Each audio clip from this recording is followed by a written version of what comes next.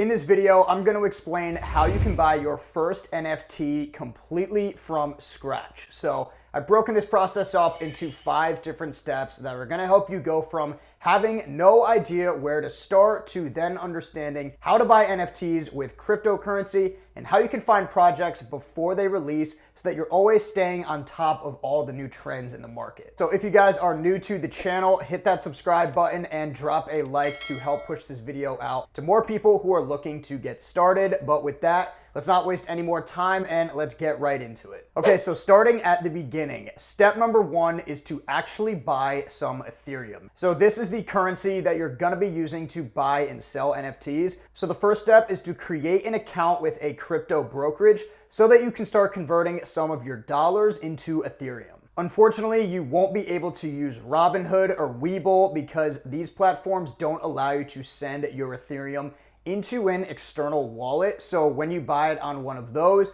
you're pretty much just locked into that one account. So if you wanted to just buy Bitcoin or Ethereum just to hold on to and to invest in, then you could use one of those platforms. But in this case, we're gonna have to buy Ethereum and then send it to an external wallet because that's how we're gonna actually buy NFTs. So that probably sounds a little bit confusing. We're gonna get into that process a little bit more, but I do just wanna start with the crypto brokerage options. So the 2 that I like to use and 2 of the most popular ones out there are Coinbase and Gemini. So once you set up one of those accounts, which only takes a couple minutes, you're gonna be able to connect to your bank and then go right in and start buying Ethereum. So that is step 1. Open an account with a crypto brokerage and then buy some Ethereum. You can start with a couple $100, $1,000, couple thousand, whatever you have. All right, so now step 2 is to download that external wallet. And the one that you're gonna wanna use that is compatible with pretty much every site that you'll be using to transact with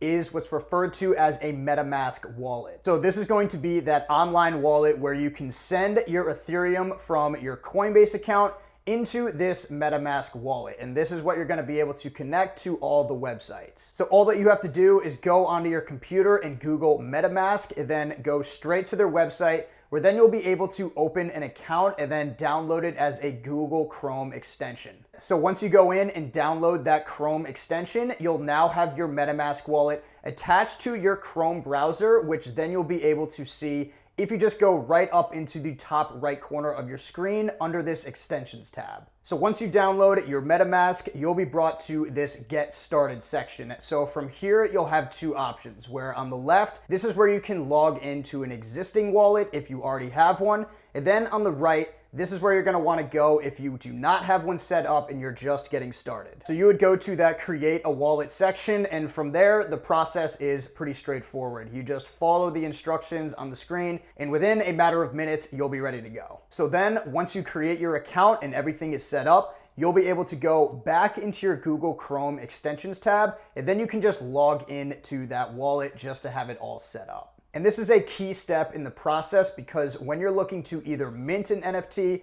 or just buy one on OpenSea, you're gonna have to connect that wallet to the website, and without that MetaMask connected, you're not gonna be able to buy and sell anything. And the way that you connect this to the marketplace on OpenSea is by just opening up the website and clicking Connect Wallet as soon as you enter the page. So now you should have a crypto account set up with some Ethereum in it and a MetaMask wallet that is connected to your Google Chrome browser. So the next step here is to start transferring some of that Ethereum out of your Coinbase account and into that MetaMask wallet. And this step is very easy. So I'll show you how to do it with a Coinbase account. So right now, if I look at my MetaMask wallet that I just created, you'll see that the balance is 0. So what I'm gonna have to do is go to this buy button and then select directly deposit Ether. So here is where you'll have to copy this wallet address, or if you're on your phone, you'll just be able to scan this QR code. So then once you copy that address, you go into your Coinbase account and select send/receive. Then once you go down and select your Ethereum holdings,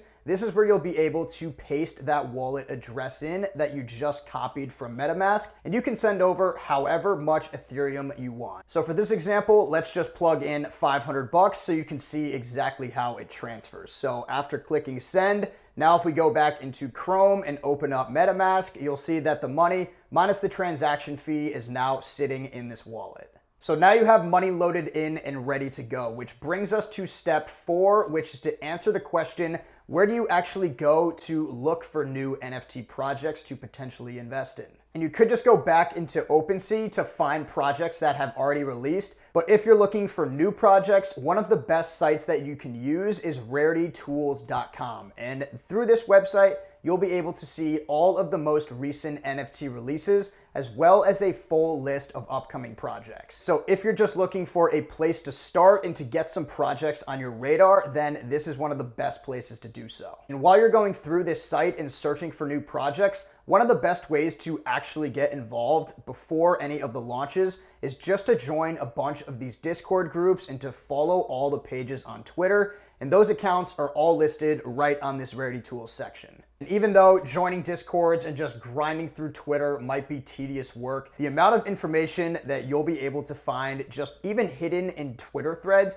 is crazy. I still think that we're in the very early stages of NFTs, especially when you think about mainstream adoption. So when you're going through Twitter, just start following as many people in the space as you can, and new project ideas are going to be coming your way all day, every day. So at the end of the day, after you do start finding some ideas, it really is on you to then determine whether or not you think that it's going to be a good investment. But you will be able to find a ton of experienced people in the space by joining these Discord chats and joining Twitter Spaces just to hear what everyone has to say. All right, so now the last step is to put all this together and actually buy an NFT. So there are really 2 ways that you can go about this. The first way is through what's referred to as minting, and this is pretty much just buying the NFT as soon as they drop directly from the project's website. So if you're an investor in the stock market, think about this as the IPO day. And the way you would do this is to go to a site like Rarity Tools and then find all of the launch details on that upcoming project. And then you just go to their website where you'll be able to connect your wallet and try to mint one of those NFTs as soon as they go public. But just know, depending on the project, minting can definitely get tough, because if the project is extremely hyped up, you might have, say, 30,000 people trying to buy a collection